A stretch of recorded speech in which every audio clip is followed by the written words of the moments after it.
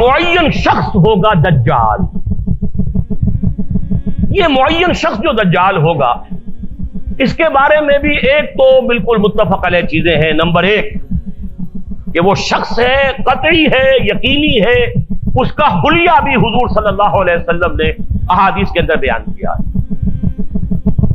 دوسری بات یہ کہ اس کے ہاتھ میں قوانین قدرت، گویا کہ تسخیر کائنات، گویا کہ نقطہ عروج کو پہنچ چکی ہے.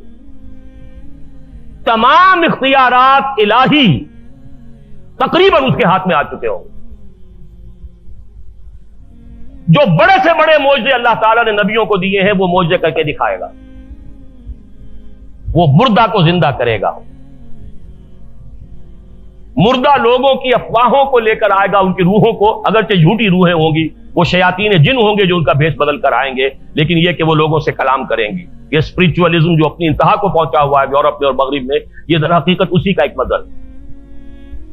وہ کھلے بیابان کو کہے گا جہاں بالکل ٹکیل جو ہے وہ صحرا تھا، گلو گلزار کر دے گا جب چاہے گا، جب چاہے گا، جہاں چاہے گا بارش برسائے گا. فاصلہ اس کے لیے بے معنی ہوگا. اس کی سواری وہ ہوگی کہ جس کے دونوں کانوں کے درمیان فاصلہ 80 ہاتھ کا ہوگا. یہ سارے جو آج آپ کی اس ٹیکنالوجی کی جو انتہا جا رہی ہے اور جدھر جا رہی ہے، اس کو اچھی طرح سمجھ لیجیے. آج سے 100 سال پہلے شاید انسان ان چیزوں کا تصور نہ کر سکتا. وہ کوئی سواری ایسی بھی ہو سکتی ہے جس کے دو کانوں کے درمیان کا فاصلہ جو ہے وہ 80 ہاتھ کا ہو. آپ کے یہ سارے جیٹس جو ہیں وہ کیا ہیں؟ ان کے رڈارز جو لگے ہوئے ہیں، دونوں کان ہیں ان کے. اس کا ایک قدم اگر مدینے میں ہوگا تو دوسرا بیت المقدس میں ہوگا. اس کی آواز پوری دنیا میں سنی جائے گی. سنی جا رہی ہے کہ نہیں؟ یہ ساری قدرت، ساری قوتیں، تسخیر کائنات کلیتاً ایک آدمی کو چیر کر 2 ٹکڑے کرے گا، دونوں ٹکڑوں کو علیحدہ کرے گا، ان کے درمیان چلے گا اور پھر ان دونوں کو جوڑے گا اور کھڑا کر دے گا. احادیث میں ایسا ہی موجود ہے. سرجری جدھر جا رہی ہے کوئی عجب نہیں کہ وہاں تک آدمی پہنچ جائے. فریز کر کے تو یہ معاملہ اب ہو ہی سکتا ہے، لیکن یہ کہ ابھی اگلا اور قدم کیا ہوگا کچھ نہیں کہہ سکتے. یہ چیزیں تو ہے متفق علیہ. البتہ کچھ معاملات کے اندر احادیث میں کچھ اختلاف پایا جاتا ہے اور یہ مشکلات الحدیث میں سے. اور میں بھی چونکہ اس مسئلے میں اب تک بھی اسی درجے میں، ابھی قطعیت کے ساتھ میں کوئی بات نہیں کہہ پا رہا ہوں، لیکن اب چونکہ گمان غالب کے درجے میں ایک رائے تک پہنچ چکا ہوں، اس لیے میں نے آج اس بات کو آپ تک پہنچانے کے لیے یہ عنوان اختیار کیا. اس لیے کہ حدیث میں جو آتی ہے تفاصیل اس سے معلوم ہوتا ہے کہ یہ دجال 2 دجل کرے گا.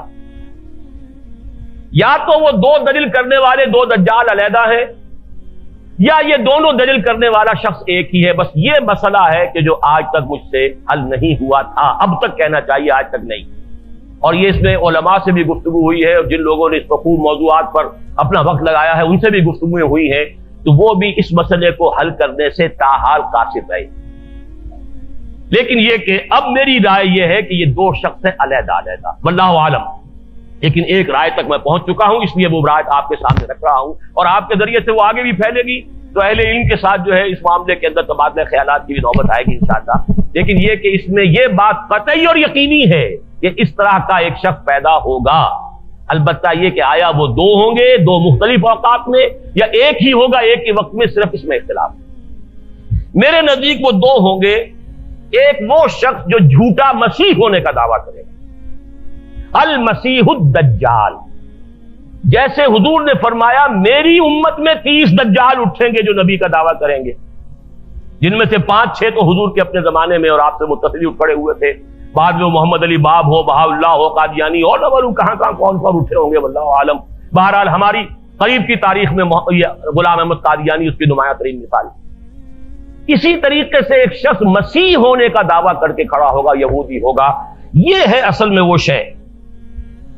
اور اس میں جو ان دونوں شخصیتوں کے مابین اگر کوئی ذرا سا اگر ابہام رہا ہے تو میں ایک حدیث بھی نوٹ کر کے لایا تھا، حضرت عبادہ ابن صامت رضی اللہ تعالی عنہ سے ہے، عن رسول اللہ ہے، انی حدثتکم عن الدجال حتی خشیت اللہ تعقلوا میں نے تمہیں دجال کے بارے میں بہت سی باتیں بتائی ہیں تو مجھے یہ گمان ہوا کہ شاید تم اسے سمجھ نہ پاؤ.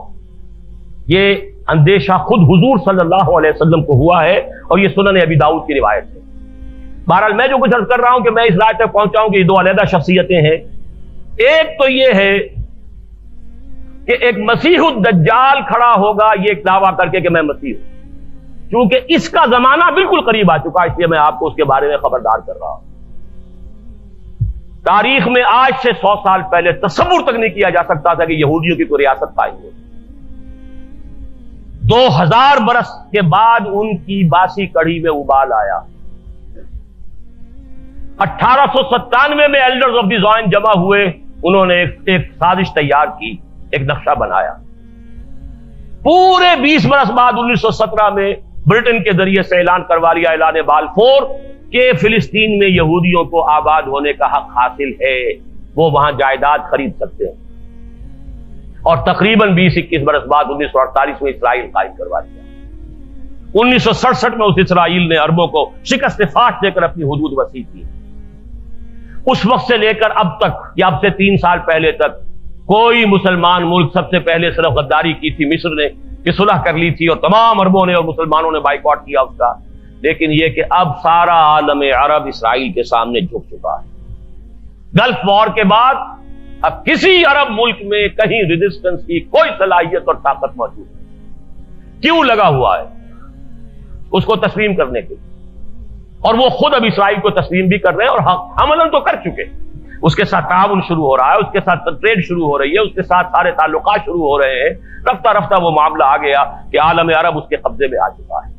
یہ بات میں تفصیل سے بیان کر چکا ہوں اپنی تقریر میں جو پچھلے جمعے کو میں نے کی ہے, جو ہمارا سالانہ اجتماع تھا لاہور میں. اب یہودیوں کے اندر ایک اختلاف رائے ہے, اس کو اچھی طرح سمجھیے تاکہ آپ جو حالات جدھر دنیا جا رہی ہے اس کو سمجھ لیں.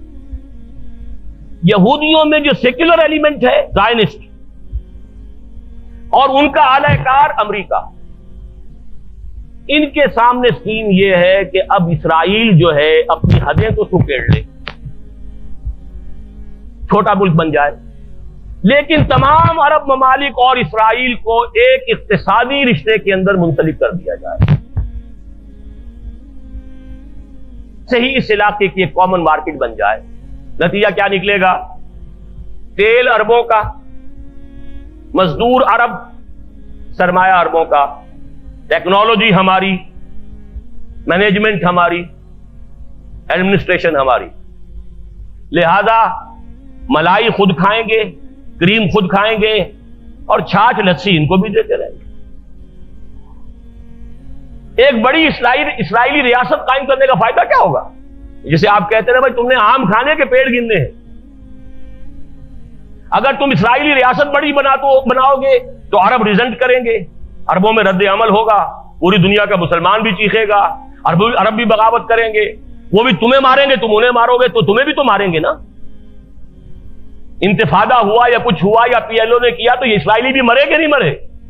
یہاں فلسطینی مرے وہاں وہ بھی مرے, تو کیا فائدہ مرنے سے؟ جو گڑ دے کر مارا جا سکتا اسے خامخواہ زہر دینا. ایک اکنامک بلاک بناؤ, تیل ہے, اور یہ عرب ان پڑھ بدو یہ سارے کے سارے ہمارے مزدور ہوں گے, لیبر ہے چیف.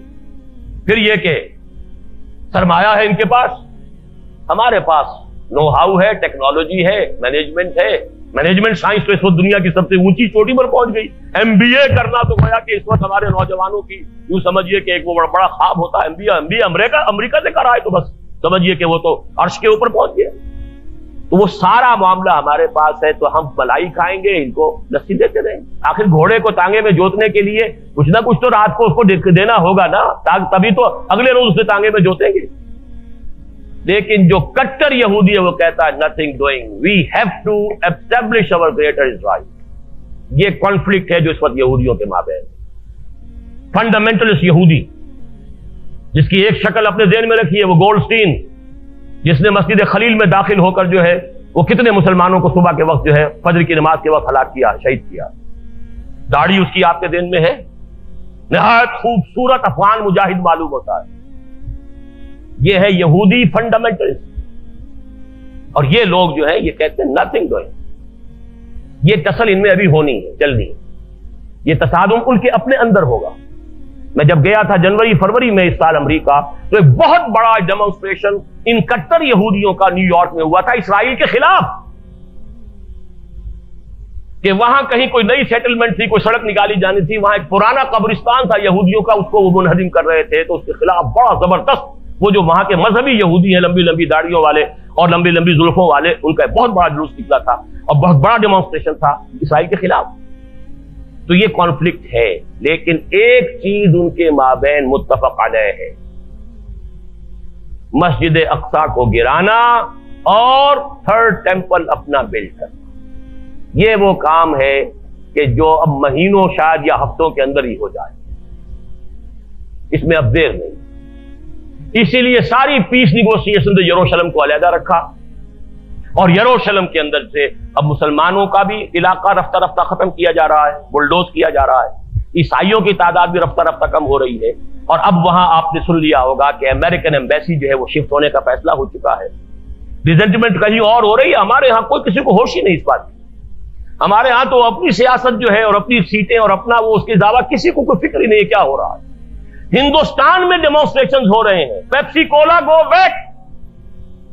ہم کہتے ہیں کم کم، ملٹی نیشنلز کم، آؤ ہمارے ہاں، ہم تو بھوکے پڑے ہوئے، ڈالر آئے یہاں پر اور ہمارے لیے کو بندوبست کرے. ان میں یہ شعور ہے کہ تو آئے تو ڈالر، جب تو آئے گا تو کیا کیا فساد لے کر آئے گا. ہندوؤں میں یہ موجود ہے احساس، ہمارے اندر نہیں. آج تک کبھی کوئی ڈیمونسٹریشن نہیں ہوا اس ملک کے اندر کہ ملٹی نیشنلز جو آ رہی ہیں، یہ کتنی بڑی قیامت ہمارے لیے اور کتنی بڑی خباثت ہے کہ جو آ رہی ہے اس ملک میں. ہم سمجھتے ہیں وہ ڈالر لے آئیں گے، ہماری جو ہے اکنامک حالت اچھی ہو جائے.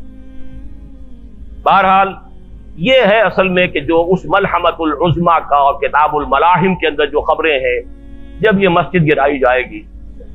میں نے کل ہی پرسوں ہی پڑھا ایک کتاب کے اندر کہ 1970 میں کتاب چھپی ہے، ایک عیسائی پادری کی لکھی ہوئی امریکہ میں. اس نے بن گوریون کا حوالہ دیا ہے، جو غالباً پہلا وزیر اعظم تھا اسرائیل کا. اس نے کہا، اس سے پوچھا گیا کہ آپ یہ ٹیمپل بلڈ کریں گے؟ بالکل کریں گے، قطعاً ضرور کریں گے. پوچھنے والے نے پوچھا بھی مسجد اقصی کا کیا ہوگا، ڈوم آف دی راک کا کیا ہوگا؟ Any earthquake can come at any time, کسی وقت کوئی زلزلہ آ سکتا ہے، گر جائے گی. کسی وقت کوئی جنونی اندر جائے گا، کوئی بہت بڑا بم جو ہے پاورفل بلاسٹ ہوگا، کہہ دیں گے کوئی جنونی آ گیا تھا، جیسے وہ جنونی گولڈ ٹائم تھا، وہ آیا تھا، وہ مار گیا، ہم کیا کریں. جیسے مسلمان جنونی ہیں، ہمارے یہاں بھی جنونی ہے. جیسے یہودی، جیسے عیسائی جنونی ہیں، ہمارے یہاں بھی جنونی ہے. عیسائی جنونی نے آخر اڑایا کہ نہیں اوکلاہوما کی بلڈنگ، فیڈرل بلڈنگ، 200 آدمی مارے کہ نہیں مارے. اور پہلے یہ خیال ہو گیا تھا کہ شاید یہ کسی مسلمان کا کیا ہوا، تو اللہ کا شکر ہے کہ جلدی شخص پکڑا گیا اور معلوم ہوا کہ عیسائی ہے، ورنہ امریکہ کے مسلمانوں کے اوپر قیامت آ جاتی. تو بہرحال یہ حالات کا جو ہے اس کو سمجھ لیجئے کہ یہ یہاں سے شروع ہوگا، اور اس کے بعد وہ ملحمۃ العظمیٰ، اور اس میں جو جنگیں ہونی ہیں پہلے عیسائیوں اور مسلمانوں کے درمیان.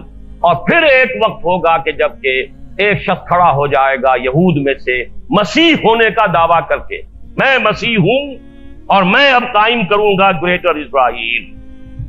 وہ مسیح الدجال ہوگا، اور اس کو قتل کرنے کے لیے اصل مسیح عیسیٰ ابن مریم نازل ہوں گے علیہ الصلوۃ والسلام. اور پھر انہی کے ساتھ مشرق سے کچھ فوجیں آئیں گی جو ان کے ساتھ مل کر جہاد کریں گی. ادھر سے عالم عرب سے حضرت مہدی اور ان کی فوجیں آئیں گی، اور پھر یہودیوں کے ساتھ آخری جنگ ہوگی، اور حضرت مسیح کے ہاتھوں ایک ایک یہودی اس دنیا میں ختم. یہ خبریں ہیں کہ جو دی گئی ہیں. اس کے بعد پھر ہوگا دنیا میں اسلام کا بول بالا ہو گیا، خلافت عظمیٰ قائم ہوگی، خلافت علی منہاج النبوہ قائم ہوگی. یہ یہودی ایک جو مسیح کا لبادہ اوڑھ کر مسیح سمجھ اپنے آپ کو، اس لیے کہ یہ جو مسیح کی پیشن گوئی ان کے ہاں چلی آ رہی تھی، اس کے مصداق حضرت مسیح آئے علیہ الصلوۃ والسلام. یہودیوں نے انہیں تسلیم نہیں کیا، تو ان کی پیشین گوئیوں والی جگہ تو خالی ہے نا. ابھی جو پیشین گوئیاں تھیں ان کے ہاں سابق نبیوں نے، یشعیاء نبی نے، حزقیل نبی نے، جو بہت سی پیشین گوئیاں کی تھی کہ ایک مسیح پیدا ہوں گے جو تمہارے نجات دہندہ ہوں گے، وہ مسیح آ گئے حضرت عیسیٰ ابن مریم علیہ الصلوۃ والسلام. انہیں مانا نہیں، انہیں تو مرتد قرار دے کر اور اپنے بس پڑتے سولی پر چڑھا دیا. یہ دوسری بات ہے کہ وہ اللہ تعالیٰ نے اسے زندہ آسمان پر اٹھا لیا. ابھی وہ جگہ خالی ہے، the position is vacant, situation vacant. لہذا شخص کھڑا ہوگا کہ میں مسیح ہوں، جھوٹا ہوگا، مسیح الدجال ہوگا. لیکن یہ کہ اس کے ہاتھوں مسلمانوں پر قیامت صغریٰ آئے گی، عربوں پر قیامت آئے گی، ملحمۃ العظمیٰ ہوگا، اور بہت بڑے پیمانے پر مسلمانوں پر سزا آئے گی، اللہ کی عذاب آئے گا۔ کیوں آئے گا؟ اس لیے آئے گا عربوں کی مادری زبان میں اللہ کی کتاب موجود، پھر انہوں نے اس کی طرف پیچھ کی اور کافرانہ نظام اختیار کیا، سیکولر نظام اختیار کیے، سوشلسٹ نظام اختیار کیے۔ ہمارا معاملہ تو پھر بھی کوئی عذر ہے جو اللہ کے ہاں پیش کر سکے، اللہ ہماری زبان عربی نہیں تھی، ان کے اوپر تو اللہ کی آخری حجت قائم ہے، یہ کتاب ان کی مادری زبان ہے، اس کتاب پر ایمان کا وہ دعویٰ کرتے ہیں۔ پھر امام قرآن نہیں بنایا، امام کسی نے ماسکو کو بنایا، کسی نے واشنگٹن کو بنایا، تو ان سے بڑا مجرم روئے ارضی پر اس وقت کوئی نہیں۔